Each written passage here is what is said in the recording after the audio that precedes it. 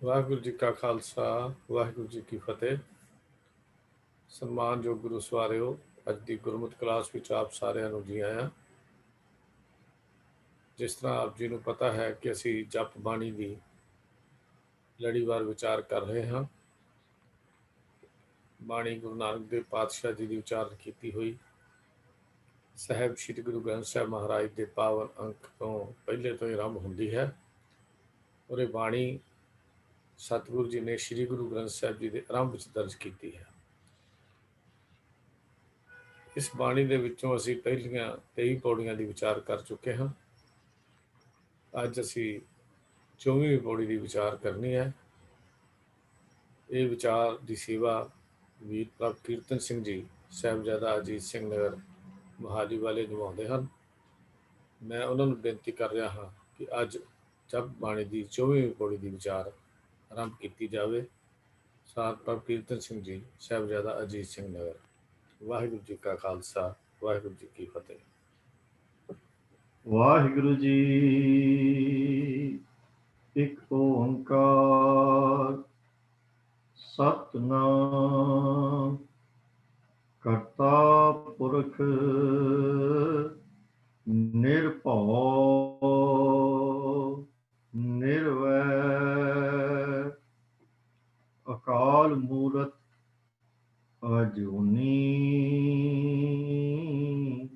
ਸੈਭੰ ਗੁਰ ਪ੍ਰਸਾਦ।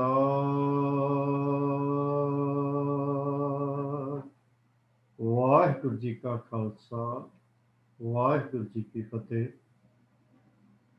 ਗੁਰੂ ਪਿਆਰਿਓ, ਆਪਾਂ ਸਾਰੇ ਰਲ ਮਿਲ ਕੇ ਇਹ ਯਤਨ ਕਰ ਰਹੇ ਹਾਂ ਕਿ ਸਾਹਿਬ ਸ੍ਰੀ ਗੁਰੂ ਨਾਨਕ ਦੇਵ ਜੀ ਦੀ ਜੋ ਪਹਿਲੀ ਬਾਣੀ ਹੈ ਸ੍ਰੀ ਗੁਰੂ ਗ੍ਰੰਥ ਸਾਹਿਬ ਦੇ ਵਿੱਚ ਜਪਜੀ ਸਾਹਿਬ, ਜਿਸ ਨੂੰ ਆਪਾਂ ਸਤਿਕਾਰ ਨਾਲ ਕਹਿੰਦੇ ਹਾਂ, ਉਹਦੇ ਬਾਰੇ ਆਪਾਂ ਰਲ ਮਿਲ ਕੇ ਸਮਝਣ ਦਾ ਯਤਨ ਕਰੀਏ। ਕਿਉਂਕਿ ਬਾਣੀ ਅਤ ਸੰਖੇਪ ਰੂਪ ਦੇ ਵਿੱਚ ਹੈ, ਬੜੀ ਡੂੰਘਾਈ ਵਾਲੀ ਹੈ ਔਰ ਇਹ ਆਮ ਤੌਰ 'ਤੇ ਵਿਦਵਾਨਾਂ ਦਾ ਕਹਿਣਾ ਹੈ ਕਿ ਇਹ ਗੁਰਮਤਿ ਦਾ ਤੱਤਸਾਰ ਹੈ। ਸੋ ਇਹਦੇ ਵਿੱਚ ਸਿਧਾਂਤ ਬਾਰ-ਬਾਰ ਬੜੀ ਡੂੰਘਾਈ ਦੇ ਵਿੱਚ ਸਾਨੂੰ ਸਮਝਾਏ ਗਏ ਹਨ। ਤੋ ਆਪਾਂ ਸਾਰੇ ਰਲ ਮਿਲ ਕੇ ਯਤਨ ਕਰੀਏ ਕਿ ਇਸ ਬਾਣੀ ਨੂੰ ਸਮਝ ਕੇ ਅਸੀਂ ਆਪਣੇ ਜੀਵਨ ਦੇ ਵਿੱਚ ਢਾਲਣ ਦੀ ਕੋਸ਼ਿਸ਼ ਕਰ ਸਕੀਏ। ਹੁਣ ਤੱਕ ਜਿੱਥੇ ਤੱਕ ਆਪਾਂ ਪਹੁੰਚੇ ਹਾਂ, ਇਸ ਤੋਂ ਪਹਿਲੀ ਪੌੜੀ ਦੇ ਵਿੱਚ ਸਤਿਗੁਰੂ ਜੀ ਨੇ ਜੋ ਸਾਨੂੰ ਸਮਝਾਇਆ ਸੀ ਉਹ ਇਹ ਸੀ ਕਿ ਅਕਾਲ ਪੁਰਖ ਦੇ ਬਾਰੇ ਜਦੋਂ ਅਸੀਂ ਉਹਦੀਆਂ ਵਡਿਆਈਆਂ ਆਖ ਕੇ ਸਮਝਣ ਦਾ ਯਤਨ ਕਰਦੇ ਹਾਂ ਤਾਂ ਵੀ ਜੋ ਹੈ ਅਸੀਂ ਉਹਨੂੰ ਪੂਰੀ ਤਰ੍ਹਾਂ ਸਮਝ ਨਹੀਂ ਸਕਦੇ। ਹਾਂ, ਇਹ ਗੱਲ ਜ਼ਰੂਰ ਹੈ ਕਿ ਉਸ ਦੀਆਂ ਵਡਿਆਈਆਂ ਕਰਨ ਦੇ ਨਾਲ ਸਾਨੂੰ ਪ੍ਰਾਪਤੀ ਜ਼ਰੂਰ ਹੁੰਦੀ ਹੈ ਕਿ ਜਿਸ ਤਰ੍ਹਾਂ ਨਦੀਆਂ ਅਤੇ ਵਹਿਣ, ਨਦੀਆਂ ਅਤੇ ਨਾਲੇ ਅੰਤ ਨੂੰ ਜਾਂ ਸਮੁੰਦਰ ਵਿੱਚ ਡਿੱਗ ਜਾਂਦੇ ਹਨ ਤੇ ਸਮੁੰਦਰ ਵਰਗੇ ਹੀ ਹੋ ਜਾਂਦੇ ਹਨ, ਜਾਂ ਇਉਂ ਕਹਿ ਲਓ ਕਿ ਸਮੁੰਦਰ ਦਾ ਹਿੱਸਾ ਹੀ ਬਣ ਜਾਂਦੇ ਹਨ, ਸਮੁੰਦਰ ਵਿੱਚ ਹੀ ਲੀਨ ਹੋ ਜਾਂਦੇ ਹਨ, ਪਰ ਉਸ ਦੀ ਥਾਂ ਨਹੀਂ ਪਾ ਸਕਦੇ, ਉਹਦੇ ਬਾਰੇ ਅੰਦਾਜ਼ਾ ਨਹੀਂ ਲਗਾ ਸਕਦੇ। ਇਹ ਗੱਲ ਵੀ ਨਾਲ ਜ਼ਰੂਰ ਹੈ ਕਿ ਉਹਨਾਂ ਦੀ ਜਿਹੜੇ ਅਕਾਲ ਪੁਰਖ ਦੀ ਸਿਫਤ ਸਲਾਹ ਦੇ ਵਿੱਚ ਆਪਣੇ ਆਪ ਨੂੰ ਰੰਗ ਲੈਂਦੇ ਹਨ, ਉਹਦੇ ਵਿੱਚ ਲੀਨ ਕਰ ਲੈਂਦੇ ਹਨ, ਉਹਨਾਂ ਦੀ ਅਵਸਥਾ ਐਸੀ ਬਣ ਜਾਂਦੀ ਹੈ ਕਿ ਦੁਨਿਆਵੀ ਜੋ ਮਾਲ, ਧਨ, ਦੌਲਤਾਂ ਅਤੇ ਹੋਰ ਜਿਹੜੀਆਂ ਚੀਜ਼ਾਂ ਹਨ, ਦੁਨਿਆਵੀ ਪਦਾਰਥ ਹਨ, ਉਹਨਾਂ ਦੀ ਕੋਈ ਕੀਮਤ ਨਹੀਂ ਰਹਿੰਦੀ, ਕਿਉਂਕਿ ਉਹਨਾਂ ਦੀਆਂ ਨਜ਼ਰਾਂ ਦੇ ਵਿੱਚ ਤਾਂ ਅਕਾਲ ਪੁਰਖ ਦੇ ਜਸ ਦੇ ਨਾਲ ਜੁੜੀ ਹੋਈ ਇੱਕ ਛੋਟੀ ਜਿਹੀ ਕੀੜੀ, ਉਹਦਾ ਮੁੱਲ ਵੀ ਜਿਹੜਾ ਵੱਡੇ ਵੱਡੇ ਪਾਤਸ਼ਾਹਾਂ ਤੋਂ ਜ਼ਿਆਦਾ ਹੁੰਦਾ। ਇੱਥੇ ਕੀੜੀ ਦਾ ਅਰਥ ਸਿਰਫ ਸਾਨੂੰ ਕੀੜੀ ਨਾਮ ਦੇ ਜਾਨਵਰ ਤੱਕ ਸੀਮਤ ਕਰਨਾ ਸ਼ਾਇਦ ਇਹ ਅਰਥ ਤਾਂ ਹੈ ਹੀ, ਪਰ ਇਸ ਦਾ ਇੱਕ ਅਰਥ ਇਹ ਵੀ ਹੈ ਕਿ ਜਿਹੜੇ ਕੀੜੀ ਵਰਗੇ ਇਨਸਾਨ ਵੀ ਹਨ, ਉਹ ਵੀ ਜਿਹੜੇ ਉਹ ਬਾਦਸ਼ਾਹਾਂ ਤੋਂ, ਪਾਤਸ਼ਾਹਾਂ ਤੋਂ ਅਤ ਵੱਡੀਆਂ ਸੰਪਤੀਆਂ ਰੱਖਣ ਵਾਲੇ, ਪਹਾੜਾਂ ਜਿੱਡੇ ਮਾਲ ਧਨ ਰੱਖਣ ਵਾਲਿਆਂ ਨਾਲੋਂ ਵੀ ਵੱਡੇ ਹੋਣਗੇ, ਜਿਨ੍ਹਾਂ ਦੇ ਮਨ ਦੇ ਵਿੱਚ ਉਸ ਅਕਾਲ ਪੁਰਖ ਦੀ ਯਾਦ ਜੋ ਹੈ ਉਹ ਲਗਾਤਾਰ ਸਮਾਈ ਹੋਈ ਹੈ, ਜਿਸ ਯਾਦ ਨੂੰ ਉਹ ਵਿਸਾਰਦੇ ਨਹੀਂ। ਭਾਵ ਅਜਿਹਾ ਮਨੁੱਖ ਜਿਹਦੇ ਮਨ ਦੇ ਵਿੱਚ ਅਕਾਲ ਪੁਰਖ ਦੀ ਯਾਦ ਵਸੀ ਹੋਈ ਹੈ, ਉਹ ਦੁਨਿਆਵੀ ਤੌਰ ਦੇ ਉੱਤੇ ਕੋਈ ਮਨੁੱਖ ਕਿੱਡਾ ਵੀ ਵੱਡਾ ਕਿਉਂ ਨਾ ਹੋਵੇ, ਉਹ ਉਹਨੂੰ ਨਿਗੁਣਾ ਹੀ ਜਾਣਦੇ ਹਨ, ਕਿਉਂਕਿ ਉਸ ਦੀਆਂ ਜੋ ਵਡਿਆਈਆਂ ਇਸ ਦੁਨੀਆ ਦੇ ਵਿੱਚ ਵਰਤ ਰਹੀਆਂ ਹਨ, ਲੋਕ ਉਹਨੂੰ ਵੱਡਾ ਕਹਿ ਰਹੇ ਹਨ, ਉਹ ਛਿਣ ਭੰਗੜੀ ਹਨ, 4 ਦਿਨਾਂ ਵਿੱਚ ਖਤਮ ਹੋਣ ਵਾਲੀਆਂ ਹਨ। ਪਰ ਅਕਾਲ ਪੁਰਖ ਦੇ ਜਸ ਦੇ ਨਾਲ ਜੁੜੇ ਹੋਏ ਵਿਅਕਤੀ ਦੇ ਹਨ, ਜੋ ਉਹਨਾਂ ਨੂੰ ਇਹ ਪਤਾ ਹੈ ਕਿ ਹੁਣ ਉਹ ਅਕਾਲ ਪੁਰਖ ਦੇ ਨਾਲ ਜੁੜ ਗਏ ਹਨ, ਤੇ ਇਸ ਤੋਂ ਵੱਡੀ ਹੋਰ ਕੋਈ ਪ੍ਰਾਪਤੀ ਇੱਕ ਮਨੁੱਖ ਵਾਸਤੇ ਨਹੀਂ ਹੋ ਸਕਦੀ। ਤਾਂ ਹੁਣ ਇਹੀ ਵਿਸ਼ਾ ਲੈ ਕੇ ਸਤਿਗੁਰੂ ਅੱਗੇ ਸਾਨੂੰ ਜੋ ਪੌੜੀ ਹੈ ਉਹਦੇ ਵਿੱਚ ਸਾਨੂੰ ਫਿਰ ਇਹੀ ਉਪਦੇਸ਼ ਦਿੰਦੇ ਹਨ ਕਿ ਅਕਾਲ ਪੁਰਖ ਦੇ ਨਾਲ ਜੁੜਨ ਦਾ ਕਿ ਕਿਸ ਤਰ੍ਹਾਂ ਅਸੀਂ ਜੁੜਨਾ ਹੈ, ਕਿਹੜੀਆਂ ਗੱਲਾਂ ਤੋਂ ਅਸੀਂ ਬਚਣਾ ਹੈ, ਤੇ ਕਿਹੜੇ ਰੁਕਾਵਟਾਂ ਤੋਂ ਅਸੀਂ ਬਚ ਕੇ ਅੱਗੇ ਚੱਲਣਾ ਹੈ। ਆਓ ਸਭ ਤੋਂ ਪਹਿਲਾਂ ਇਸ ਪੌੜੀ ਦਾ ਆਪਾਂ ਪਾਠ ਕਰ ਲਈਏ। ਅੰਤ ਨ ਸਿਫਤੀ ਕਹਿਣ ਨਾ ਅੰਤ, ਅੰਤ ਨ ਕਰਨੈ ਦੇਣ ਨਾ ਅੰਤ, ਅੰਤ ਨ ਵੇਖਣ ਸੁਣਨ ਨਾ ਅੰਤ, ਅੰਤ ਨ ਜਾਪੈ ਕਿਆ ਮਨ ਮੰਤ, ਅੰਤ ਨ ਜਾਪੈ ਕੀਤਾ ਆਕਾਰ,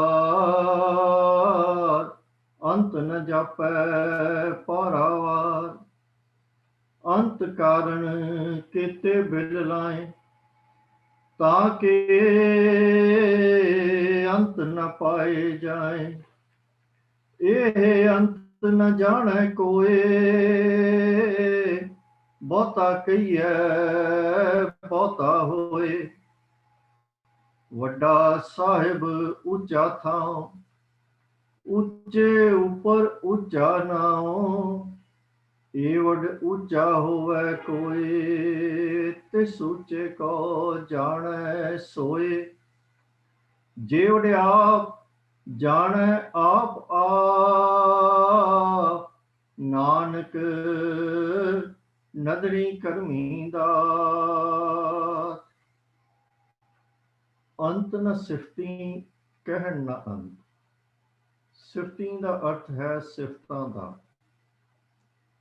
ਅਕਾਲ ਪੁਰਖ ਦੀਆਂ ਸਿਫਤਾਂ ਭਾਵ ਉਸ ਦੇ ਗੁਣਾਂ ਦਾ, ਉਸ ਦੀਆਂ ਵਡਿਆਈਆਂ ਦਾ ਕੋਈ ਅੰਤ ਨਹੀਂ ਹੈ, ਕੋਈ ਹੱਦ ਬੰਨਾ ਨਹੀਂ ਹੈ।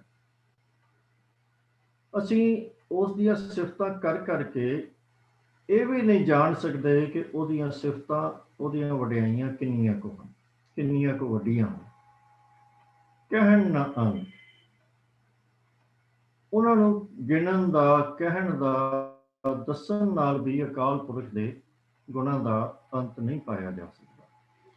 ਕਹਿਣ ਤੋਂ ਭਾਵ ਇਹ ਹੈ ਕਿ ਅਸੀਂ ਉਸ ਦੇ ਗੁਣਾਂ ਦਾ ਕਹਿਣ ਨਾਲ, ਮਨ ਵਿੱਚ ਕਰਨ ਦੇ ਨਾਲ, ਉਹਦੀਆਂ ਸਿਫਤਾਂ ਨੂੰ, ਗੁਣਾਂ ਨੂੰ, ਵਡਿਆਈਆਂ ਨੂੰ ਯਾਦ ਕਰਨ ਦੇ ਨਾਲ ਉਸ ਅਕਾਲ ਪੁਰਖ ਦੀਆਂ ਵਡਿਆਈਆਂ ਦਾ ਅੰਤ ਨਹੀਂ ਪਾ ਸਕਦੇ। ਅਸੀਂ ਇਹ ਨਹੀਂ ਸੋਚ ਸਕਦੇ ਕਿ ਹੁਣ ਅਸੀਂ ਉਹਦੀਆਂ ਸਾਰੀਆਂ ਵਡਿਆਈਆਂ ਕਰ ਲਈਆਂ ਹਨ, ਕਿਉਂਕਿ ਉਹ ਅਕਾਲ ਪੁਰਖ ਤਾਂ ਬੇਅੰਤ ਹੈ, ਉਹਦੀਆਂ ਵਡਿਆਈਆਂ ਵੀ ਬੇਅੰਤ ਹਨ, ਉਹਦਾ ਹੁਕਮ ਵੀ ਬੇਅੰਤ ਹੈ, ਤੇ ਉਸ ਦੇ ਕੰਮ ਵੀ ਬੇਅੰਤ ਹਨ। ਉਹ ਕਿਸੇ ਗਿਣਤੀ ਮਿਣਤੀ ਜਾਂ ਕਿਸੇ ਮਾਪਦੰਡ ਦੇ ਵਿੱਚ ਸਮੋਏ ਨਹੀਂ ਜਾ ਸਕਦੇ। ਉਹ ਬੇਅੰਤ ਹੈ, ਉਹਦੀਆਂ ਸਿਫਤਾਂ ਵੀ ਬੇਅੰਤ ਹਨ, ਤੇ ਕਹਿ ਕੇ ਅਸੀਂ ਉਹਦੇ ਅੰਤ ਤੱਕ ਨਹੀਂ ਪਹੁੰਚ ਸਕਦੇ। ਅੰਤ ਨਾ ਕਰਨਾ ਦੇਣ ਨਾ ਅੰਤ। ਕਰਨਾ ਦਾ ਭਾਵ ਹੈ ਜੋ ਉਸਨੇ ਕੀਤਾ ਹੈ, ਉਹਦੀ ਬਣਾਈ ਹੋਈ ਕੁਦਰਤ ਦੀ ਗੱਲ ਇੱਥੇ ਸਤਿਗੁਰੂ ਕਰ ਰਹੇ ਹਨ। ਭਾਵ ਜੋ ਉਸਨੇ ਰਚਨਾ ਬਣਾਈ ਹੈ, ਉਹਦਾ ਵੀ ਅਸੀਂ ਅੰਤ ਨਹੀਂ ਪਾ ਸਕਦੇ। ਅਕਾਲ ਪੁਰਖ ਦੀ ਰਚਨਾ ਦਾ ਅਸੀਂ ਅੰਤ ਨਹੀਂ ਪਾ ਸਕਦੇ, ਭਾਵੇਂ ਅਸੀਂ ਉਹਨੂੰ ਕਿੰਨੇ ਹੀ ਧਿਆਨ ਦੇ ਨਾਲ, ਕਿੰਨਾ ਹੀ ਜ਼ੋਰ ਲਗਾ ਕੇ ਅਸੀਂ ਉਹਨੂੰ ਸਮਝਣ ਦੀ ਯਤਨ ਕਿਉਂ ਨਾ ਕਰੀਏ, ਪਰ ਅਸੀਂ ਉਸ ਦੀ ਕੁਦਰਤ ਦਾ ਅੰਤ ਨਹੀਂ ਪਾ ਸਕਦੇ। ਅਤੇ ਨਾ ਹੀ ਦੇਣ ਨਾ ਅੰਤ। ਦੇਣ ਦਾ ਭਾਵ ਹੈ ਕਿ ਉਹ ਕਿੰਨੀਆਂ ਕੁ ਦਾਤਾਂ ਦਿੰਦਾ ਹੈ। ਦਾਤਾਂ ਦੇਣ ਨਾਲ ਜਾਂ ਦੇਣ ਵਿੱਚ ਵੀ ਉਹਦਾ ਕੋਈ ਅੰਤ ਨਹੀਂ ਹੈ, ਉਹਦੀਆਂ ਦਾਤਾਂ ਦਾ ਵੀ ਅੰਤ ਨਹੀਂ ਪਾਇਆ ਜਾ ਸਕਦਾ। ਕਿਉਂਕਿ ਸਮੁੱਚਾ ਜਗਤ ਜੋ ਹੈ ਉਸ ਅਕਾਲ ਪੁਰਖ ਦੀਆਂ ਦਾਤਾਂ ਦੇ ਬਲ ਉੱਤੇ ਹੀ ਚੱਲ ਰਿਹਾ ਹੈ। ਤੋ ਨਾ ਅਸੀਂ ਉਹਦੀ ਕੁਦਰਤ ਦਾ ਅੰਤ ਪਾ ਸਕਦੇ ਹਾਂ ਤੇ ਨਾ ਉਹਦੀਆਂ ਦਾਤਾਂ ਦਾ ਅੰਤ ਪਾ ਸਕਦੇ ਹਾਂ, ਕਿਉਂਕਿ ਇਸ ਕੁਦਰਤ ਨੂੰ ਜਿਸ ਢੰਗ ਦੇ ਨਾਲ ਅਕਾਲ ਪੁਰਖ ਚਲਾ ਰਿਹਾ ਹੈ, ਜਿਸ ਢੰਗ ਨਾਲ ਇਸ ਸਮੁੱਚੀ ਕੁਦਰਤ ਦੇ ਵਿੱਚ ਜਿੰਨੇ ਜੀਵ ਜੰਤ ਹਨ ਉਹਨਾਂ ਸਾਰਿਆਂ ਦੀ ਉਹ ਸੰਭਾਲ ਕਰ ਰਿਹਾ ਹੈ, ਉਹਦਾ ਅੰਤ ਅਸੀਂ ਨਹੀਂ ਪਾ ਸਕਦੇ। ਗੱਲ ਦਰਅਸਲ ਬੜੀ ਸਪਸ਼ਟ ਹੈ ਕਿ ਉਹ ਅਕਾਲ ਪੁਰਖ ਬੇਅੰਤ ਹੈ, ਉਹ ਕਿਸੇ ਦਾਇਰੇ ਦੇ ਵਿੱਚ ਸਮੇਟਿਆ ਨਹੀਂ ਜਾ ਸਕਦਾ।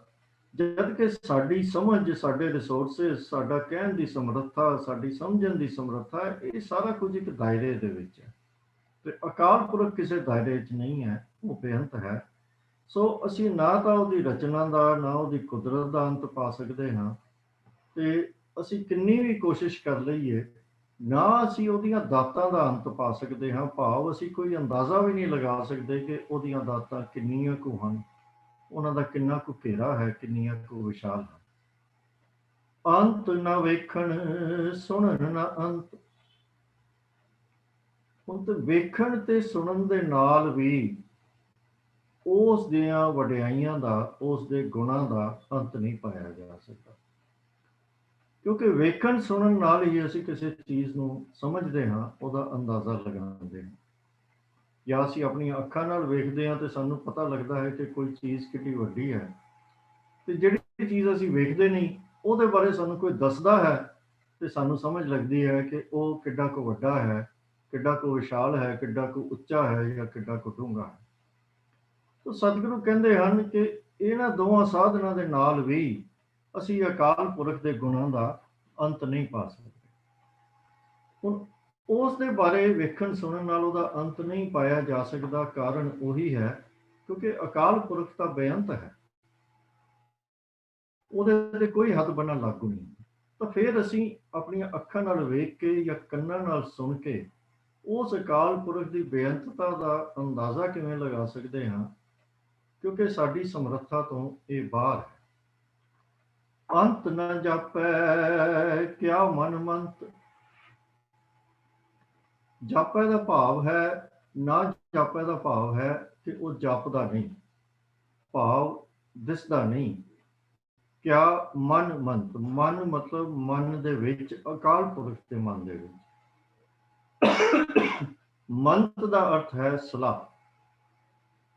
ਅਸੀਂ ਮੰਤ ਲਫ਼ਜ਼ ਜਿਹੜਾ ਹੈ ਕਈ ਅਰਥਾਂ ਵਿੱਚ ਵਰਤ ਲੈਂਦੇ ਹਾਂ, ਪਰ ਮੰਤ ਦਾ ਇੱਕ ਮੂਲ ਹੈ ਜਿਹਨੂੰ ਸੰਸਕ੍ਰਿਤ ਜਾਂ ਦੇਵਨਾਗਰੀ ਦੇ ਵਿੱਚ ਮੰਤਰਣਾ ਕਹਿੰਦੇ ਹਨ, ਜਿਸ ਦਾ ਅਰਥ ਹੈ ਸਲਾਹ ਕਰਨਾ। ਇਸੇ ਤੋਂ ਹੀ ਸ਼ਬਦ ਬਣਿਆ ਹੈ ਮੰਤਰੀ, ਭਾਵ ਜਿਹਦੇ ਨਾਲ ਰਾਜਾ ਕੋਈ ਕੰਮ ਕਰਨ ਤੋਂ ਪਹਿਲੇ ਸਲਾਹ ਕਰਦਾ ਸੀ। ਇਸੇ ਤਰ੍ਹਾਂ ਹੀ ਮੰਤਰੀ, ਮੁੱਖ ਮੰਤਰੀ, ਪ੍ਰਧਾਨ ਮੰਤਰੀ, ਇਹ ਸ਼ਬਦ ਇੱਥੋਂ ਹੀ ਪੈਦਾ ਹੋਏ ਹਨ ਕਿ ਜਿਹਦੇ ਨਾਲ ਸਲਾਹ ਕੀਤੀ ਜਾਵੇ, ਵੱਡਾ ਸਲਾਹਕਾਰ। ਤੋ ਇੱਥੇ ਮੰਤ ਦਾ ਅਰਥ ਹੈ ਕਿ ਅਕਾਲ ਪੁਰਖ ਦੇ ਮਨ ਦੇ ਵਿੱਚ ਕੀ ਸਲਾਹ ਹੈ, ਕੀ ਵਿਚਾਰ ਹੈ। ਅਸੀਂ ਇਸ ਗੱਲ ਦਾ ਵੀ ਅੰਦਾਜ਼ਾ ਨਹੀਂ ਲਗਾ ਸਕਦੇ। ਭਾਵ ਕਿ ਅਕਾਲ ਪੁਰਖ ਨੇ ਆਪਣੇ ਭਾਣੇ ਅਨੁਸਾਰ ਅੱਗੋਂ ਕੀ ਵਰਤਾਉਣਾ ਹੈ। ਸਾਨੂੰ ਚੰਗਾ ਲੱਗੇ, ਮਾੜਾ ਲੱਗੇ, ਪਰ ਹਰ ਬੰਦਾ ਇਹ ਚਾਹੁੰਦਾ ਹੈ ਕਿ ਮੈਨੂੰ ਪਤਾ ਲੱਗ ਜਾਏ ਕਿ ਅੱਗੋਂ ਕੀ ਹੋਣਾ ਹੈ, ਉਹ ਮੈਂ ਅੰਦਾਜ਼ਾ ਲਗਾ ਲਵਾਂ। ਉਹ ਅੱਗੇ ਕੀ ਕਲਾ ਵਰਤਾਉਣ ਵਾਲਾ ਹੈ, ਉਹ ਕਿੰਨੀ ਕੁ ਕਲਾ ਵਰਤਾਉਣ ਵਾਲਾ ਹੈ, ਕਿੰਨੀ ਕੁ ਬਖਸ਼ਿਸ਼ ਕਰਨ ਵਾਲਾ ਹੈ, ਜਾਂ ਸਾਡਾ ਕਿੰਨਾ ਕੁ ਇਮਤਿਹਾਨ ਲੈਣ ਵਾਲਾ ਹੈ, ਇਤਿਆਦਿਕ। ਇਸ ਤਰੀਕੇ ਦੇ ਨਾਲ, ਭਾਵ ਉਸ ਦੇ ਮਨ ਦੇ ਵਿੱਚ ਕੀ ਵਿਚਾਰ ਹੈ, ਉਹਦੇ ਅੰਦਰ ਕੀ ਸਲਾਹ ਹੈ ਕਿ ਅੱਗੋਂ ਕੀ ਹੋਣਾ ਹੈ ਆਉਣ ਵਾਲੇ ਸਮੇਂ ਦੇ ਵਿੱਚ, ਅਸੀਂ ਇਸ ਗੱਲ ਦਾ ਵੀ ਅੰਦਾਜ਼ਾ ਨਹੀਂ ਲਗਾ ਸਕਦੇ। ਅੰਤ ਨ ਜਾਪੈ ਕੀਤਾ ਆਕਾਰ। ਆਕਾਰ ਦਾ ਮਤਲਬ ਹੈ ਉਹ ਜੋ ਇਹ ਜਗਤ ਸਾਡੇ ਸਾਹਮਣੇ ਦਿਸ ਰਿਹਾ ਹੈ। ਕੀਤਾ ਦਾ ਮਤਲਬ ਬਣਾਇਆ ਹੋਇਆ, ਉਸ ਦਾ ਕੀਤਾ ਹੋਇਆ। ਤਾਂ ਉਸ ਦੇ ਬਣਾਏ ਹੋਏ ਇਸ ਜਗਤ ਦਾ ਅੰਤ ਨਹੀਂ ਪਾਇਆ ਜਾ ਸਕਦਾ।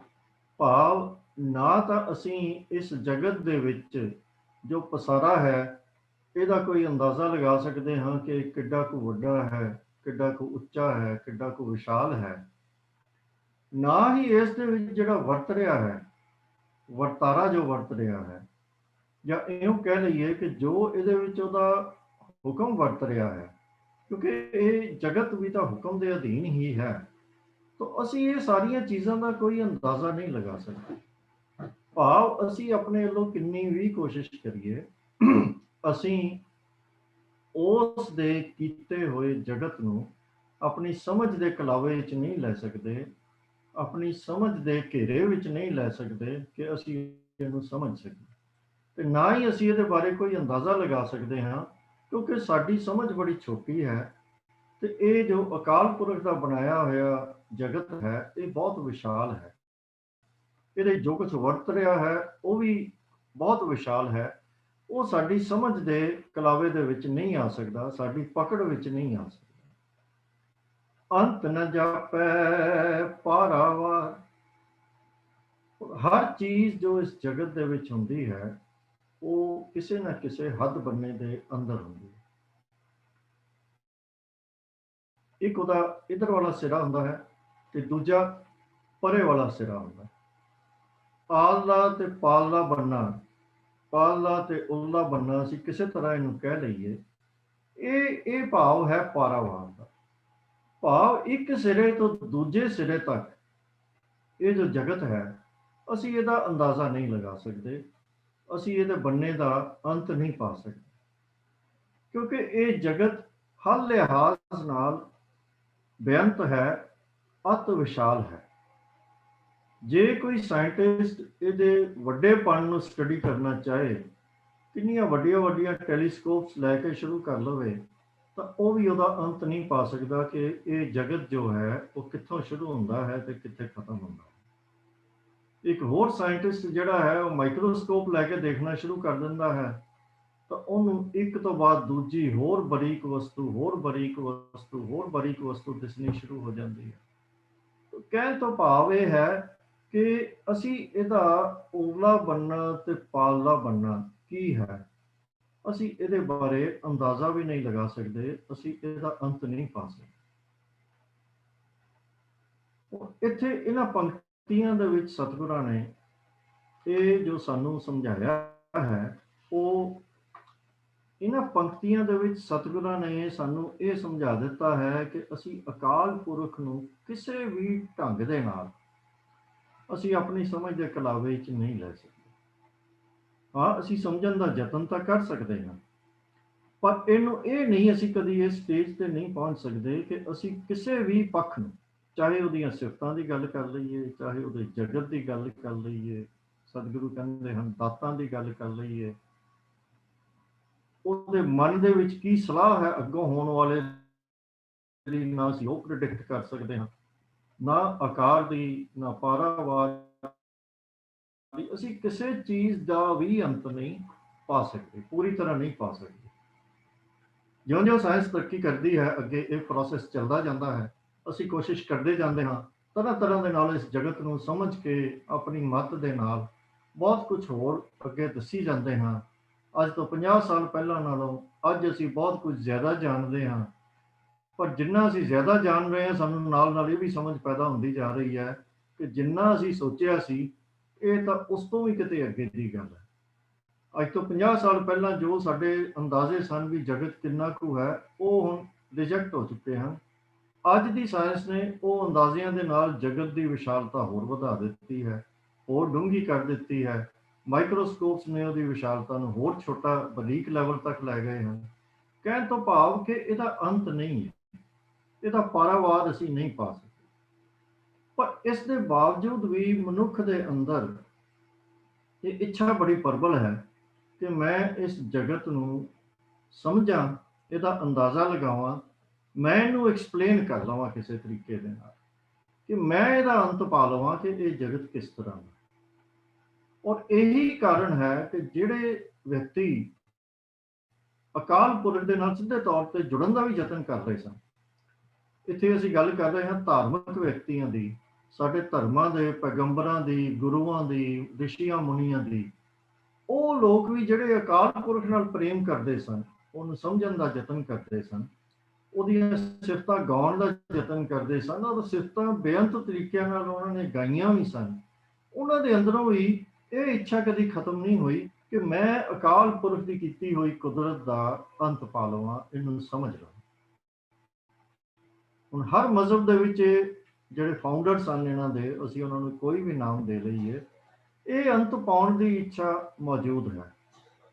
ਹਰ ਮਜ਼ਹਬ ਦੇ ਵਿੱਚ ਜਗਤ ਦੀ ਵਿਆਖਿਆ ਕਰਨ ਦੀ ਟੈਂਡੈਂਸੀ ਮੌਜੂਦ ਹੈ। ਉਦਾਹਰਨ ਦੇ ਤੌਰ ਦੇ ਉੱਤੇ ਹਰ ਮਜ਼ਹਬ ਦੇ ਵਿੱਚ ਇਹ ਦੱਸਣ ਦਾ ਯਤਨ ਕੀਤਾ ਗਿਆ ਹੈ ਕਿ ਇਹ ਜਗਤ ਬਣਿਆ ਕਿਵੇਂ, ਕਿੰਨੀ ਦੇਰ ਦੇ ਵਿੱਚ ਬਣਿਆ, ਪਹਿਲਾਂ ਕੀ ਬਣਿਆ, ਬਾਅਦ ਵਿੱਚ ਕੀ ਬਣਿਆ, ਕਿੰਨੀ ਦੇਰ ਵਿੱਚ ਬਣਿਆ, ਰੱਬ ਨੇ ਕਦੋਂ ਬਣਾਇਆ, ਕਿਵੇਂ ਬਣਾਇਆ, ਉਹਦੇ ਵੀ ਅੰਦਾਜ਼ੇ ਲਗਾ ਲਏ ਗਏ।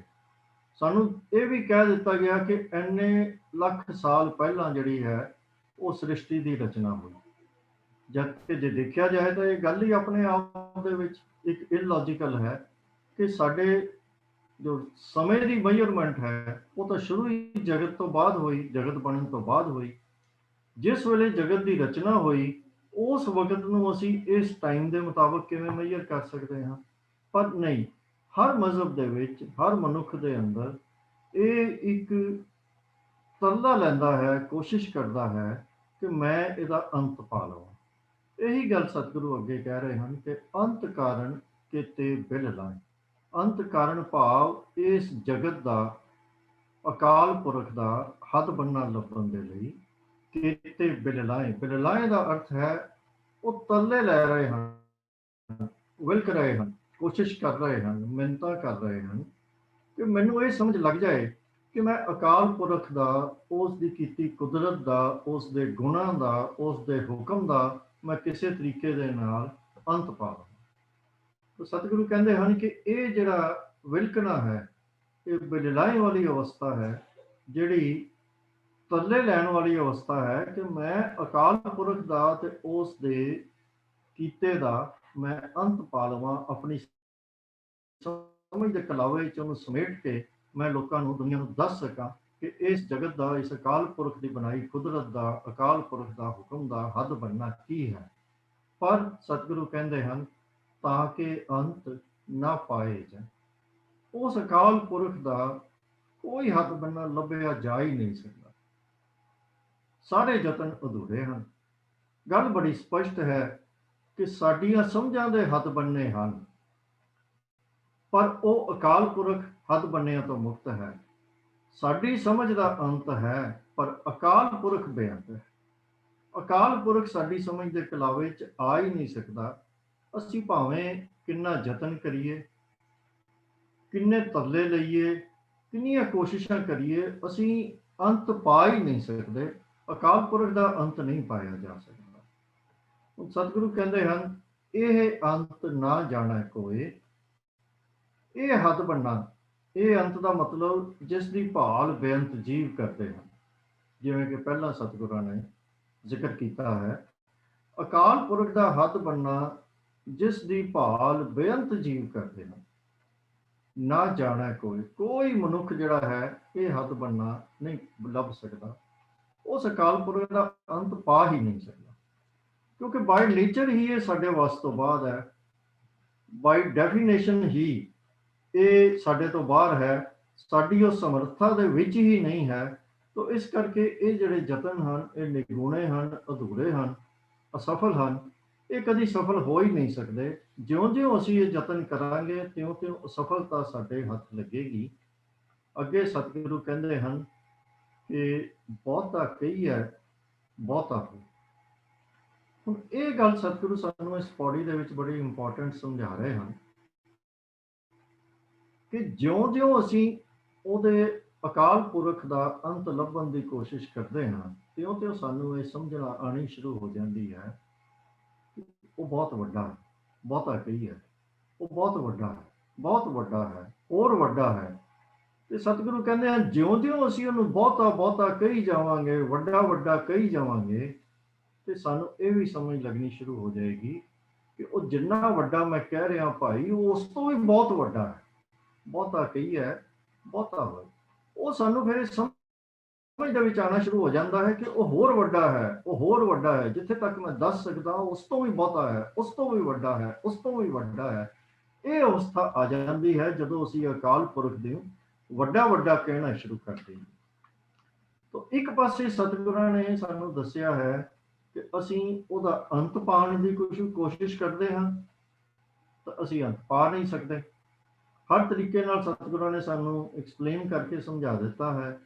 ਤੇ ਦੂਜੀ ਅਵਸਥਾ ਸਾਡੇ ਸਾਹਮਣੇ ਉਹਨਾਂ ਨੇ ਇਹ ਰੱਖੀ ਹੈ ਕਿ ਜਦੋਂ ਅਸੀਂ ਉਹਦੇ ਗੁਣ ਗਾਣੇ ਸ਼ੁਰੂ ਕਰਦੇ ਹਾਂ, ਉਹਦੀਆਂ ਵਡਿਆਈਆਂ ਗਾਉਣੀਆਂ ਸ਼ੁਰੂ ਕਰਦੇ ਹਾਂ, ਤਾਂ ਫਿਰ ਸਾਨੂੰ ਉਹ ਹੋਰ ਵੱਡਾ ਹੋਰ ਵੱਡਾ ਹੋਰ ਵੱਡਾ ਲੱਗਣਾ ਸ਼ੁਰੂ ਹੋ ਜਾਂਦਾ ਹੈ। ਫਿਰ ਉਹ ਸਾਨੂੰ ਬਹੁਤ ਵੱਡਾ ਲੱਗਣਾ ਸ਼ੁਰੂ ਹੋ ਜਾਂਦਾ ਹੈ ਤੇ ਬੰਦਾ ਇਸੇ ਦੇ ਵਿੱਚ ਹੀ ਸਮਝ ਲਓ ਕਿ ਵਿਸਮਾਦ ਅਵਸਥਾ ਵਿੱਚ ਪਹੁੰਚ ਜਾਵੇ ਕਿ ਉਹ ਬਹੁਤ ਹੀ ਵੱਡਾ ਹੈ, ਬਹੁਤ ਹੀ ਵੱਡਾ ਹੈ, ਬਹੁਤ ਹੀ ਵੱਡਾ ਹੈ, ਜਿੰਨਾ ਮੈਂ ਸਮਝਦਾ ਉਸ ਤੋਂ ਵੀ ਬਹੁਤਾ ਵੱਡਾ ਹੈ, ਹੋਰ ਵੱਡਾ ਹੈ, ਹੋਰ ਵੱਡਾ ਹੈ। ਕਿਉਂਕਿ ਉਸ ਅਕਾਲ ਪੁਰਖ ਨੂੰ ਅਸੀਂ ਆਪਣੀ ਸਮਝ ਦੇ ਕਲਾਵੇ ਦੇ ਵਿੱਚ ਲੈ ਹੀ ਨਹੀਂ ਸਕਦੇ। ਸਤਿਗੁਰੂ ਅੱਗੇ ਕਹਿੰਦੇ ਹਨ, ਵੱਡਾ ਸਾਹਿਬ ਉੱਚਾ ਥਾਂ। ਉਹ ਮਾਲਕ ਅਕਾਲ ਪੁਰਖ ਵਾਹਿਗੁਰੂ ਸਾਹਿਬ ਉਹ ਵੱਡਾ ਹੈ, ਉੱਚਾ ਥਾਂ, ਤੇ ਉਸ ਦਾ ਟਿਕਾਣਾ ਵੀ ਉੱਚਾ ਹੈ। ਭਾਵ ਉਸ ਅਕਾਲ ਪੁਰਖ ਦਾ ਟਿਕਾਣਾ ਜਿੱਥੇ ਉਹ ਨਿਵਾਸ ਕਰਦਾ ਹੈ ਉਹ ਵੀ ਬਹੁਤ ਉੱਚਾ ਹੈ। ਹੁਣ ਇੱਥੇ ਜਦੋਂ ਅਸੀਂ ਟਿਕਾਣੇ ਦੀ ਗੱਲ ਕਰਦੇ ਹਾਂ, ਮਤਾ ਅਸੀਂ ਇਹ ਸਮਝ ਲਈਏ ਕੋਈ ਫਿਜ਼ੀਕਲ ਟਿਕਾਣੇ ਦੀ ਗੱਲ ਹੋ ਰਹੀ ਹੈ, ਉਹ ਨਹੀਂ ਹੈ। ਇਹ ਜਿਸ ਤਰ੍ਹਾਂ ਅਸੀਂ ਕਹਿੰਦੇ ਹਨ ਕਿ ਮੇਰੇ ਮਨ ਦੇ ਵਿੱਚ ਤੁਹਾਡੇ ਵਾਸਤੇ ਬਹੁਤ ਵੱਡੀ ਥਾਂ ਹੈ, ਜਾਂ ਇਸ ਜਗਤ ਵਿੱਚ ਤੁਹਾਡੀ ਬਹੁਤ ਵੱਡੀ ਥਾਂ ਹੈ, ਤਾਂ ਉਹ ਫਿਜ਼ੀਕਲ ਥਾਂ ਦੀ ਗੱਲ ਨਹੀਂ ਹੁੰਦੀ। ਕਹਿਣ ਤੋਂ ਭਾਵ ਇਹ ਹੈ ਕਿ ਬਹੁਤ ਵੱਡਾ ਹੈ ਤੇ ਉਹਦੀ ਥਾਂ ਵੀ ਵੱਡੀ ਹੈ, ਭਾਵ ਉਹ ਬਹੁਤ ਹੀ ਵੱਡਾ ਹੈ, ਬਹੁਤ ਹੀ ਵੱਡਾ ਹੈ। ਵੱਡਾ ਸਾਹਿਬ ਉੱਚਾ ਥਾਂ, ਉੱਚੇ ਉੱਪਰ ਉੱਚਾ ਨਾਮ।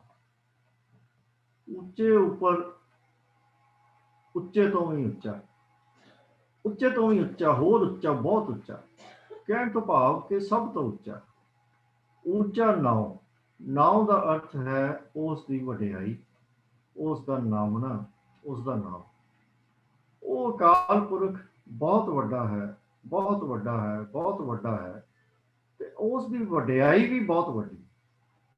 ਕਹਿਣ ਤੋਂ ਭਾਵ ਕਿ ਉਹ ਅਕਾਲ ਪੁਰਖ ਆਪ ਵੀ ਏਡਾ ਵੱਡਾ ਹੈ, ਉਹਦੇ ਗੁਣ ਵੀ ਏਡੇ ਵੱਡੇ ਹਨ, ਉਹਦੀ ਵਡਿਆਈ, ਉਹਦੀ ਉਸਤਤ, ਉਹਦੇ ਗੁਣ ਉਹ ਇੰਨੇ ਵੱਡੇ ਹਨ ਕਿ ਅਸੀਂ ਉਹਨਾਂ ਦਾ ਬਿਆਨ ਨਹੀਂ ਕਰ ਸਕਦੇ। ਬਸ ਅਸੀਂ ਉਹਨੂੰ ਵੱਡਾ ਹੀ ਕਹਿ ਸਕਦੇ, ਉਹਨੂੰ ਉੱਚਾ ਹੀ ਕਹਿ ਸਕਦੇ ਹਾਂ, ਉੱਚੇ ਤੋਂ ਉੱਚਾ ਹੀ ਕਹਿ ਸਕਦੇ ਹਾਂ, ਪਰ ਉਹਨੂੰ ਕਿਸੇ ਮਾਪਦੰਡ ਦੇ ਵਿੱਚ ਸਮੇਟ ਨਹੀਂ ਸਕਦੇ। ਹੁਣ ਸਤਿਗੁਰੂ ਅੱਗੇ ਗੱਲ ਕਰਦੇ ਹਨ ਵੀ ਇੰਨਾ ਵੱਡਾ ਹੈ, ਇੰਨਾ ਉੱਚਾ ਹੈ ਕਿ ਜਿਹੜੇ ਯਤਨ ਹਨ ਕਿ ਅਸੀਂ ਉਹਦੇ ਬਾਰੇ ਦੱਸ ਸਕੀਏ, ਉਹਨਾਂ ਦਾ ਕੀ ਹਾਲ ਹੁੰਦਾ ਹੈ, ਉਹ ਸਤਿਗੁਰੂ ਅੱਗੇ ਕਹਿੰਦੇ ਹਨ। ਇਹ ਏਵਡ ਭਾਵ ਇੰਨਾ ਵੱਡਾ ਹੋਵੇ ਕੋਈ, ਇੱਥੇ ਭਾਵ ਹੈ ਕਿ ਉਹਨੂੰ ਕਹਿਣ ਵਾਲਾ ਕੋਈ ਮਨੁੱਖ, ਜੇਕਰ ਕੋਈ ਹੋਰ ਮਨੁੱਖ ਉਸ ਜਿੱਡਾ ਵੱਡਾ ਹੋਵੇ, ਉਹਦੇ ਜਿੱਡਾ ਹੋਵੇ, ਤੇ ਸੋਚੇ ਕੋ ਜਾਣਾ ਸੋ। ਜੇ ਕੋਈ ਉਹਦੇ ਜਿੰਨਾ ਵੱਡਾ ਹੋਵੇਗਾ ਤਾਂ ਹੀ ਉਹ ਉਹਨੂੰ ਸਮਝ ਸਕਦਾ ਹੈ ਨਾ, ਤਾਂ ਹੀ ਉਹ ਅੰਦਾਜ਼ਾ ਲਗਾ ਸਕਦਾ ਹੈ ਕਿ ਉਹ ਕਿੱਡਾ ਵੱਡਾ ਹੈ। ਉਹਨੇ ਕਿ ਕੀੜੀ ਦੱਸਣਾ ਚਾਹੇ ਕਿ ਹਿਮਾਲਾ ਪਰਬਤ ਵੱਡਾ ਕਿੰਨਾ ਕੁ ਉੱਚਾ ਹੈ, ਤਾਂ ਉਹ ਕਿਵੇਂ ਦੱਸ ਪਾਏਗੀ? ਕਿਉਂਕਿ ਉਹਦੀ ਤਾਂ ਜਿੰਨੀ ਕੁ ਸਮਝ ਹੈ, ਜਿੰਨਾ ਕੁ ਉਹਦਾ ਸੰਸਾਰ ਹੈ, ਜਿੰਨਾ ਕੁ ਉਹ ਬੋਲ ਸਕਦੀ ਹੈ, ਜਿੰਨਾ ਕੁ ਉਹ ਦੱਸ ਸਕਦੀ ਹੈ, ਉਹ ਤਾਂ ਬੜਾ ਛੋਟਾ ਜਿਹਾ ਹੈ, ਉਹਦੀ ਸਮਰੱਥਾ ਹੀ ਬਹੁਤ ਛੋਟੀ ਹੈ। ਤੇ ਹੁਣ ਉਹ ਹਿਮਾਲਾ ਪਰਬਤ ਦੀਆਂ ਉਚਾਈਆਂ ਦੱਸਣੀਆਂ ਇਹ ਕੀੜੀ ਦੇ ਵੱਸ ਦੀ ਬਾਤ ਨਹੀਂ। ਹਾਂ, ਹਿਮਾਲਾ ਪਰਬਤ ਦੀ ਉਚਾਈ ਉਹ ਦੱਸ ਸਕਦਾ ਹੈ ਜਿਹੜਾ ਹਿਮਾਲਾ ਪਰਬਤ ਦੀ ਉਚਾਈ ਤੱਕ ਜਾਣ ਜੋਗਾ ਹੋਵੇ, ਜਾਂ ਉਹਦੇ ਵੱਡਾ ਹੋਵੇ, ਉਹਦੇ ਜਿੰਨਾ ਹੋਵੇ। ਇਸੇ ਤਰ੍ਹਾਂ ਹੀ ਅਕਾਲ ਪੁਰਖ ਦੇ ਬਾਰੇ ਕੋਈ ਉਹ ਤਾਂ ਦੱਸੇ ਜਿਹੜਾ ਉਹਦੇ ਜਿੰਨਾ ਹੋਵੇ, ਜਿਹੜਾ ਹੈ ਹੀ ਉਸ ਤੋਂ ਬਹੁਤ ਛੋਟਾ, ਉਹ ਕਿਵੇਂ ਉਹਦੇ ਬਾਰੇ ਐਕਸਪਲੇਨ ਕਰ ਸਕਦਾ ਹੈ? ਭਾਵ ਕਿ ਅਸੀਂ ਤਾਂ ਬਹੁਤ ਛੋਟੇ ਹਾਂ, ਨਿਗੁਣੇ ਹਾਂ, ਬਿਲਕੁਲ ਨਿਮਾਣੇ ਜਿਹੇ, ਛੋਟੇ ਜਿਹੇ ਹਾਂ। ਅਸੀਂ ਉਸ ਅਕਾਲ ਪੁਰਖ ਦੇ ਬਾਰੇ ਕਿਸ ਤਰ੍ਹਾਂ ਦੱਸ ਸਕਦੇ? ਅਸੀਂ ਨਹੀਂ ਦੱਸ ਸਕਦੇ। ਸਤਿਗੁਰੂ ਕਹਿੰਦੇ ਹਨ, ਜੇਵਡ ਆਪ ਜਾਣੈ ਆਪ ਆਪ। ਜੇਵਡ ਆਪ ਭਾਵ ਜਿੰਨਾ ਕੁ ਵੱਡਾ ਉਹ ਅਕਾਲ ਪੁਰਖ ਆਪ ਹੈ, ਜਾਣੈ ਭਾਵ ਜਾਣਦਾ ਹੈ, ਆਪ ਆਪ ਕੇਵਲ ਉਹ ਆਪ। ਭਾਵ ਕਿੰਨਾ ਵੱਡਾ ਹੈ, ਉਹ ਆਪ ਕਿੰਨਾ ਕੁ ਵੱਡਾ ਹੈ, ਇਸ ਦੇ ਬਾਰੇ ਕੌਣ ਜਾਣਦਾ ਹੈ? ਉਹ ਕੇਵਲ ਅਕਾਲ ਪੁਰਖ ਹੀ ਜਾਣਦਾ। ਕਹਿਣ ਤੋਂ ਭਾਵ ਕਿ ਅਸੀਂ ਕਦੀ ਵੀ ਇਹ ਜਾਣ ਵੀ ਨਹੀਂ ਸਕਦੇ ਕਿ ਉਹ ਅਕਾਲ ਪੁਰਖ ਕਿੱਡਾ ਕੁ ਵੱਡਾ ਹੈ। ਜੇ ਅਸੀਂ ਚਾਹੀਏ ਵੀ ਤਾਂ ਅਸੀਂ ਪੂਰਾ ਜ਼ੋਰ ਲਗਾ ਕੇ ਵੀ, ਭਾਵੇਂ ਕਿੰਨੀ ਵਿਦਿਆ ਪ੍ਰਾਪਤ ਕਰ ਲਈਏ, ਕਿੰਨੀਆਂ ਰਿਸਰਚਸ ਕਰ ਲਈਏ, ਕੁਝ ਵੀ ਕਰ ਲਈਏ, ਅਕਾਲ ਪੁਰਖ ਦੇ ਬਾਰੇ ਅੰਦਾਜ਼ਾ ਅਸੀਂ ਆਪ ਨਹੀਂ ਲਗਾ ਸਕਦੇ, ਕਿਉਂਕਿ ਅਕਾਲ ਪੁਰਖ ਕਿੱਡਾ ਕੁ ਵੱਡਾ ਹੈ ਇਹ ਕੇਵਲ ਦਾਤਾ ਕਰਤਾ ਆਪ ਹੀ ਜਾਣਦਾ ਹੈ। ਸਿਰਫ ਉਹਨੂੰ ਹੀ ਪਤਾ ਹੈ ਕਿ ਉਹ ਕਿੰਨਾ ਕੁ ਵੱਡਾ ਹੈ, ਅਸੀਂ ਨਹੀਂ ਜਾਣ ਸਕਦੇ। ਨਾਨਕ ਨਦਰੀ ਕਰਮੀ ਦਾ। ਨਦਰੀ ਦਾ ਭਾਵ ਹੈ ਨਦਰ ਕਰਨ ਵਾਲਾ। ਨਦਰ ਕਰਨ ਵਾਲਾ ਭਾਵ ਮਿਹਰ ਦੀ ਨਜ਼ਰ ਕਰਨ ਵਾਲਾ ਵਾਹਿਗੁਰੂ। ਕਰਮੀ ਭਾਵ ਉਹਦੇ ਕਰਮ ਨਾਲ, ਉਹਦੀ ਬਖਸ਼ਿਸ਼ ਨਾਲ ਜਿਹੜੀਆਂ ਨੇ ਉਹ ਦਾਤਾਂ ਪ੍ਰਾਪਤ ਹੁੰਦੀਆਂ ਹਨ, ਬਖਸ਼ਿਸ਼ਾਂ ਪ੍ਰਾਪਤ ਹੁੰਦੀਆਂ।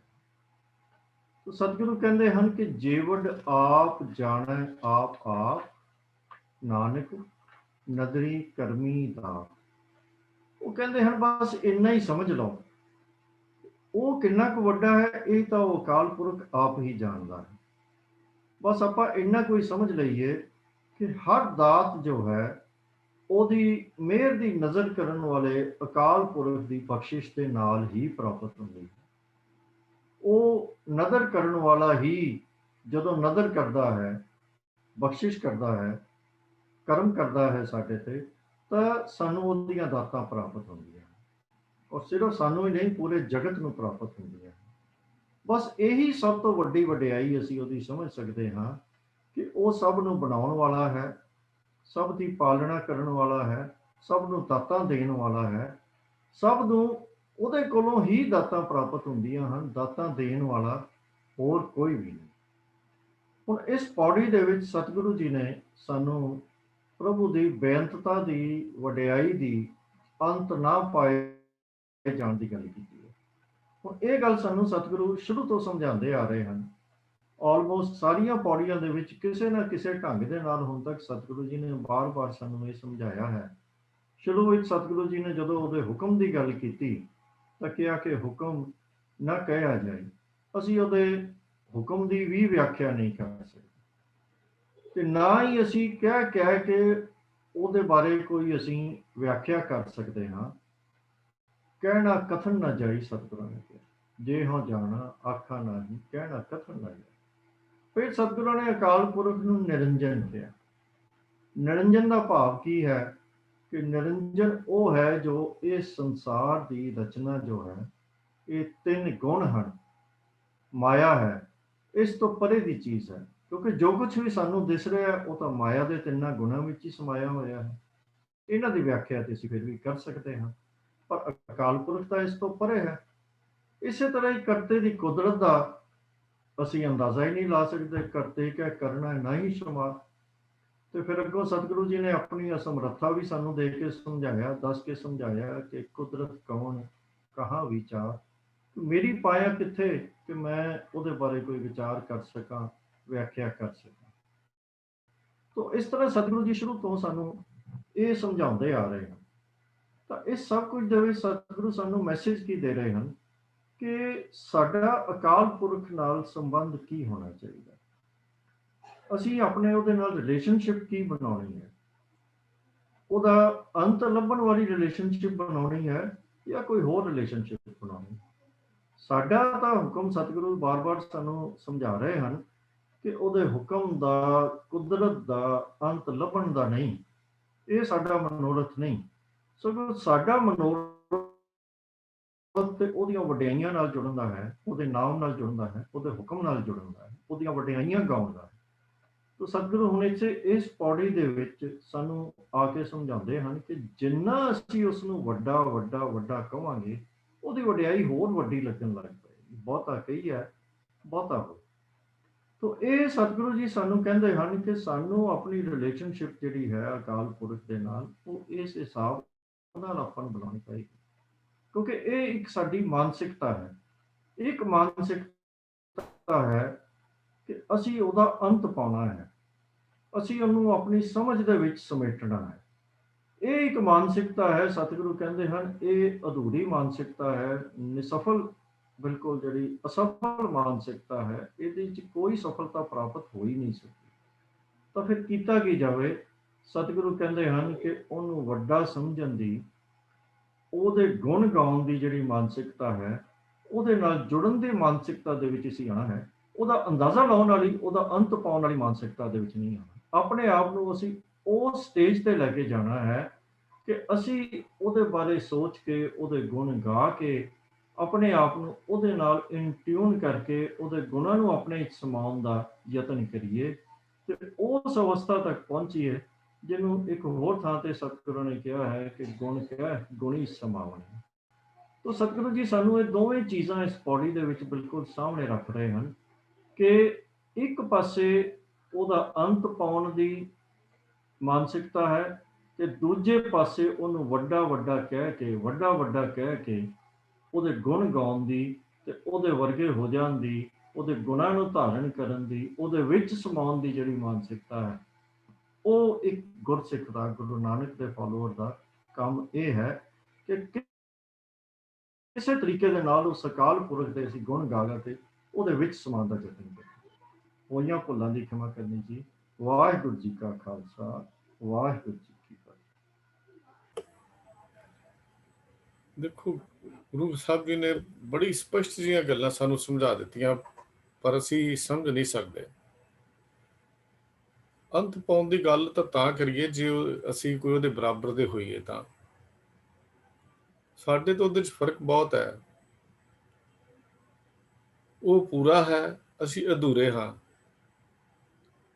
ਹੁਣ ਇੱਕ ਪੂਰਾ ਹੈ, ਇੱਕ ਅਧੂਰਾ ਹੈ, ਤੇ ਅਧੂਰਾ ਪੂਰੇ ਦੀਆਂ ਗੱਲਾਂ ਕਿਵੇਂ ਕਰ ਸਕਦਾ? ਇਨਸਾਨ ਤਾਂ ਅਧੂਰਾ ਨਾ, ਤੇ ਉਹਦਾ ਇਨਸਾਨ ਕਿਉਂਕਿ ਉਹਦਾ ਬਣਾਇਆ ਹੋਇਆ ਹੈ। ਇੱਕ ਅਧੂਰਾ ਮਨੁੱਖ ਪੂਰੇ ਦੀਆਂ ਗੱਲਾਂ ਕਿਵੇਂ ਕਰੇ? ਆਪਸ 'ਚ ਮੇਲ ਕਿਵੇਂ ਹੋਏ ਦੋਵਾਂ ਦਾ? ਅਧੂਰਾ ਪੂਰੇ ਦੀਆਂ ਵਡਿਆਈਆਂ ਕਹਿ ਸਕਣੀਆਂ ਹੀ ਬੜੀ ਔਖੀ ਜੀ ਬਾਤ ਹੈ।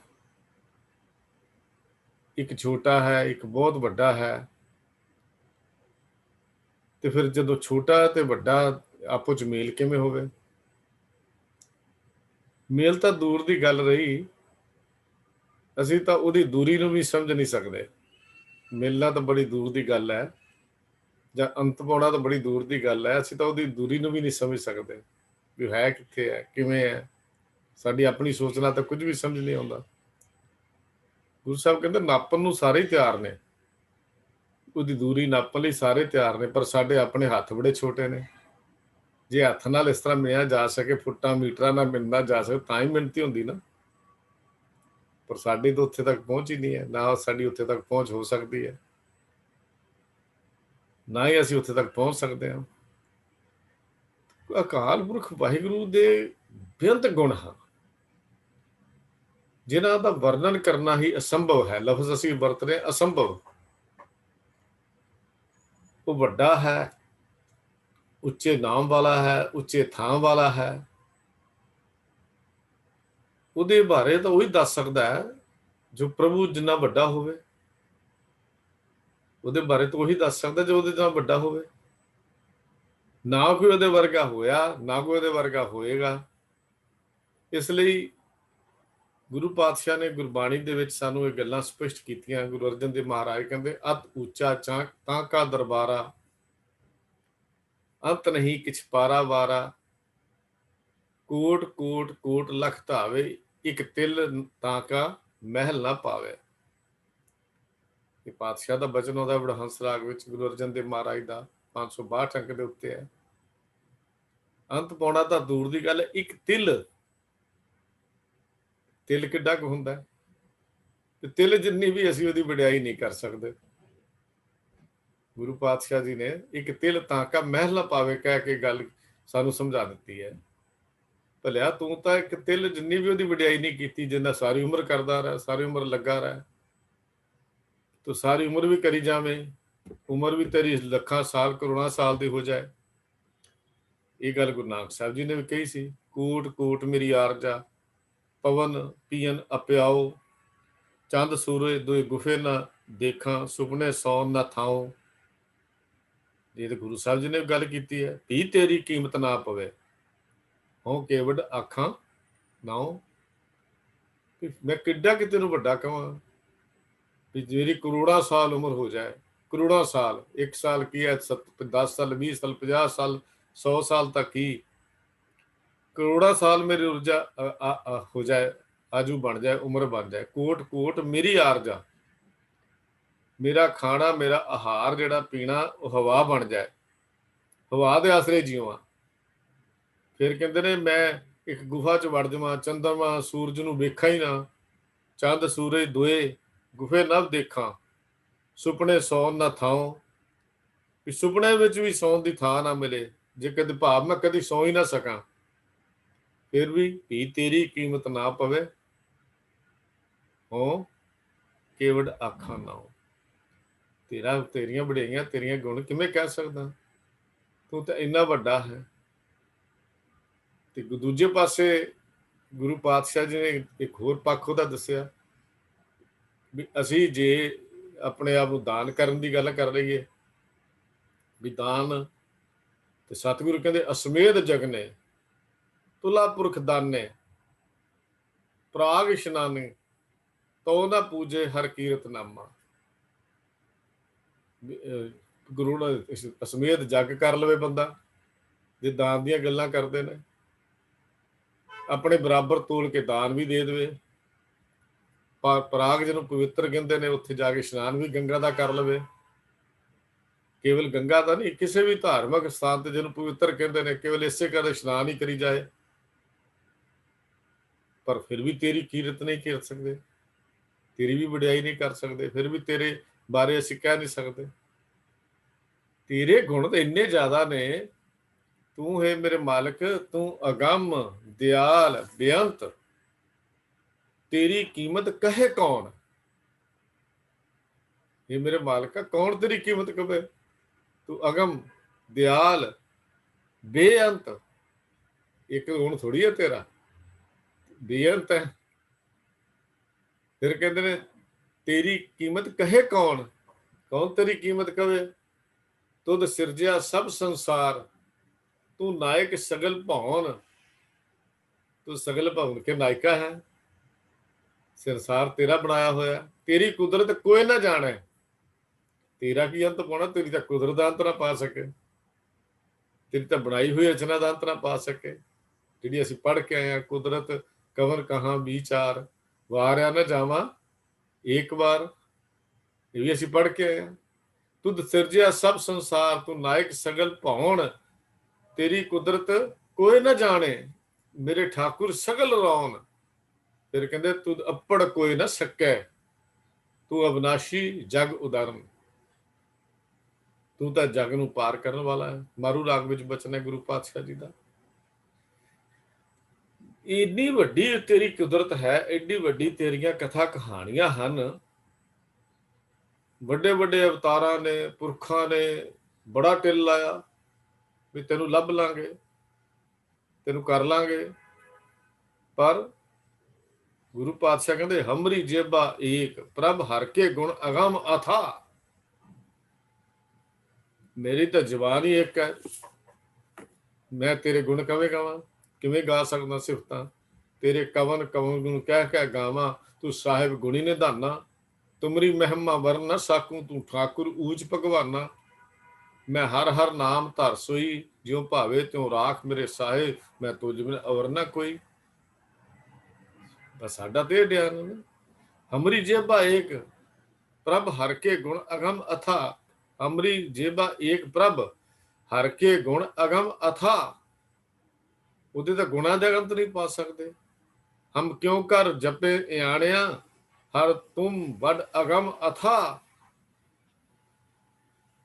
ਹਰ ਦਿਓ ਪ੍ਰਭ ਮਤ ਉਤਮਾ, ਗੁਰ ਸਤਗੁਰ ਕੇ ਪਗ ਪਾ। ਇਹੀ ਬੇਨਤੀ ਹੈ ਉਹਦੇ ਅੱਗੇ ਕਰਨੀ, ਮਾਲਕਾ ਐਸੀ ਬਖਸ਼ ਦੇ, ਤੇਰੇ ਚਰਨਾਂ ਤੇ ਡਿੱਗ ਪਈਏ, ਤੇਰੇ ਦੱਸਿਓ ਰਸਤੇ ਤੇ ਚੱਲ ਪਈਏ। ਤੂੰ ਸਾਨੂੰ ਆਪਣੇ ਨਾਲ ਮਿਲਾ। ਤੇਰੇ ਗੁਣਾਂ ਦਾ ਅੰਤ ਨਹੀਂ ਪਾ ਸਕਣਾ, ਨਾ ਹੀ ਤੇਰੇ ਗੁਣਾਂ ਦੀ ਅਸੀਂ ਗੱਲ ਕਰ ਸਕਦੇ ਹਾਂ। ਅਸੀਂ ਤੇ ਇਹੋ ਹੀ ਕਹਿ ਸਕਦੇ ਹਾਂ, ਬਲਿਹਾਰੀ ਕੁਦਰਤ ਵਸਿਆ, ਤੇਰਾ ਅੰਤ ਨਾ ਜਾਈ ਲਖਿਆ। ਤੇਰੇ ਨਹੀਂ ਗੁਣ ਗਾ ਸਕਦੇ। ਕੌਣ ਬੁੱਝ ਸਕਦਾ, ਕੌਣ ਕਹਿ ਸਕਦਾ ਉਹਦੇ ਗੁਣਾਂ ਨੂੰ, ਕੌਣ ਉਹਦੀਆਂ ਵਡਿਆਈਆਂ ਕਰ ਸਕਦਾ। ਗੁਰੂ ਪਾਤਸ਼ਾਹ ਕਹਿਣ ਲੱਗੇ, ਅੰਤ ਨਾ ਅੰਤਾਂ ਸਦਾ ਬੇਅੰਤਾ, ਕੋ ਨਾਨਕ ਉੱਚੋ ਉੱਚਾ। ਸਤਿਗੁਰੂ ਪਾਤਸ਼ਾਹ ਜੀ ਤਾਂ ਇੱਥੋਂ ਤੱਕ ਕਹਿੰਦੇ ਨੇ। ਫਿਰ ਅਖੀਰ ਤੇ ਗੱਲ ਮਹਾਰਾਜ ਕਹਿੰਦੇ, ਮਹਿਮਾ ਨਾ ਜਾਣੇ ਵੇਦ, ਬ੍ਰਹਮਾ ਨੇ ਜਾਣੇ ਭੇਦ। ਨਾ ਵੇਦ ਤੇਰੀ ਮਹਿਮਾ ਗਾ ਸਕਦੇ ਨੇ, ਨਾ ਬ੍ਰਹਮਾ ਵਰਗੇ ਤੇਰੀ ਮਹਿਮਾ ਵਡਿਆਈ ਕਰ ਸਕਦੇ ਨੇ। ਅਵਤਾਰ ਨਾ ਜਾਣੇ ਅੰਤ, ਬੜੇ ਅਵਤਾਰ ਹੋਏ ਉਹ ਵੀ ਤੇਰਾ ਅੰਤ ਨਹੀਂ ਪਾ ਸਕਦੇ। ਪਰਮੇਸ਼ਰ ਪਾਰ ਬ੍ਰਹਮ ਬੇਅੰਤ, ਬਸ ਬੇਅੰਤ ਵਿਅਕਤ। ਮੁੱਖ ਦੀ ਗੱਲ ਇੱਕੋ ਹੀ ਹੈ ਕਿ ਪਰਮੇਸ਼ਰ ਆਪਣੇ ਆਕਾਰ, ਆਪਣੀ ਪ੍ਰਪੰਚ ਲੀਲਾ ਨੂੰ ਆਪ ਹੀ ਜਾਣਦਾ ਹੈ। ਆਪਣੀ ਬਣਾਈ ਹੋਈ ਕੁਦਰਤ ਦੀਆਂ ਗੱਲਾਂ ਉਹੀ ਜਾਣਦਾ ਹੈ, ਉਹੀ ਕਹਿ ਸਕਦਾ ਹੈ, ਅਸੀਂ ਨਹੀਂ ਕਹਿ ਸਕਦੇ। ਕਿਉਂ? ਬਸ ਸਾਡਾ ਕੰਮ ਤਾਂ ਉਹਦੀ ਮਾਰਗ ਤੇ ਤੁਰਨਾ, ਉਹਨਾਂ ਪੌੜੀਆਂ ਤੇ ਚੜ੍ਹਨਾ। ਉਹ ਪੌੜੀ ਕੀ ਹੈ ਨਾ? ਗੁਰੂ ਪਾਤਸ਼ਾਹ ਕਹਿੰਦੇ ਉਹਦਾ ਗੁਣ ਪੌੜੀ ਹੈ ਨਾਮ, ਉਹਦੇ ਗੁਣ। ਬਸ ਇਹਨਾਂ ਗੁਣਾਂ ਤੇ ਚੜ੍ਹ ਕੇ, ਇਹਨਾਂ ਡੰਡਿਆਂ ਤੇ ਚੜ੍ਹ ਕੇ ਹੌਲੀ ਹੌਲੀ ਉਹਦੇ ਤੱਕ ਪਹੁੰਚ ਬਣਾਈਏ ਤੇ ਗੁਣ ਮਿਲਦੇ ਹਨ ਉਹਦੀ ਨਦਰ ਕਰਮ ਨਾਲ, ਉਹਦੀ ਬਖਸ਼ਿਸ਼ ਦੇ ਨਾਲ। ਨਦਰ ਤੋਂ ਬਿਨਾਂ ਕਰਮ ਜਿਹੜੇ ਨੇ ਉਹ ਵੀ ਹਉਮੈ ਬਣ ਜਾਂਦੇ ਨੇ। ਜੇ ਉਹਦੀ ਨਦਰ ਬਖਸ਼ਿਸ਼ ਨਾ ਹੋਵੇ ਤਾਂ ਕੀਤੇ ਹੋਏ ਕੰਮ ਵੀ ਸਾਡੇ ਹਉਮੈ ਬਣ ਜਾਂਦੇ ਨੇ। ਮੈਂ ਤਾਂ ਇਹੋ ਹੀ ਬੰਦਾ ਖਿਆਲ ਕਰਦਾ, ਮੈਂ ਤਾਂ ਚੰਗੇ ਕਰਮ ਕਰਦਾ, ਹੁਣ ਮੈਨੂੰ ਕੀ ਲੋੜ ਹੈ, ਮੈਂ ਅਰਦਾਸ ਕਿਉਂ ਕਰਾਂ। ਆਮ ਅਸੀਂ ਸਵਾਲ ਕਰਦੇ, ਅਰਦਾਸ ਦੀ ਲੋੜ ਕੀ ਹੈ? ਜਿੰਨੇ ਮਰਜ਼ੀ ਚੰਗੇ ਕਰਮ ਹੋਣ ਭਲਿਆ, ਉਹਦੇ ਅੱਗੇ ਤਰਲੇ ਕਰਨੇ ਹੀ ਬਣਦੇ ਨੇ। ਆਮ ਕਹਿੰਦੇ ਕੀ ਕਰ ਲੋੜ ਹੈ ਜੀ ਅਰਦਾਸ ਦੀ, ਉਹ ਤਾਂ ਜਾਣਦਾ ਹੀ ਹੈ। ਨਹੀਂ, ਅਰਦਾਸ ਤੋਂ ਬਿਨਾਂ ਕੀਤੇ ਹੋਏ ਕਰਮਾਂ ਦੀ ਵੀ ਹਉਮੈ ਖੜੀ ਹੋ ਜਾਂਦੀ ਹੈ। ਉਸ ਹਉਮੈ ਨੂੰ ਮਿਟਾਉਣ ਲਈ ਗੁਰੂ ਦੇ ਅੱਗੇ ਅਰਦਾਸ ਕਰਨੀ ਹੈ ਤੇ ਬੇਨਤੀ ਕਰਦੇ ਰਹਿਣਾ, ਹੈ ਮਾਲਕਾ ਤੇਰੇ ਅੰਤ ਨਹੀਂ ਪਾ ਸਕਦੇ, ਮੇਰੀ ਜ਼ਬਾਨ ਇੱਕ ਹੈ, ਤੇਰੇ ਗੁਣ ਬੇਅੰਤ ਹਨ। ਇਹ ਗੱਲ ਮਾਲਕ ਦੇ ਅੱਗੇ ਕਰਨੀ ਹੈ। ਉਸ ਪਰਮੇਸ਼ਰ ਨੂੰ ਬੇਅੰਤ ਬੇਅੰਤ ਬੇਅੰਤ ਕਹਿਣਾ ਵੀ ਸਾਡੀ ਜ਼ਬਾਨ ਕੇਵਲ ਇੱਕ ਹੈ, ਤੇਰੇ ਗੁਣ ਬਹੁਤ ਹਨ। ਬਸ ਅਖੀਰ ਇਹ ਸਤਿਗੁਰੂ ਪਾਤਸ਼ਾਹ ਕਹਿੰਦੇ ਕਿ ਤੇਰੇ ਗੁਣਾਂ ਦਾ ਅੰਤ ਪਾ ਸਕਣਾ ਸਾਡੇ ਗੱਲ ਦੀ ਬਾਤ ਨਹੀਂ ਹੈ। ਗੁਰੂ ਕਿਰਪਾ ਕਰੇ ਅੰਤ ਨਹੀਂ, ਅੰਤ ਵਿੱਚ ਲੀਨ ਹੋਣ ਦੀ ਗੱਲ ਕਰੀਏ, ਉਸ ਬੇਅੰਤ ਵਿੱਚ ਲੀਨ ਹੋਣ ਦੀ ਕਹਾਣੀ ਨੂੰ ਸਮਝੀਏ। ਸਤਿਗੁਰੂ ਬਖਸ਼ਿਸ਼ ਕਰਨ ਦੀ। ਵਾਹਿਗੁਰੂ ਜੀ ਕਾ ਖਾਲਸਾ, ਵਾਹਿਗੁਰੂ ਜੀ ਕੀ ਫਤਿਹ।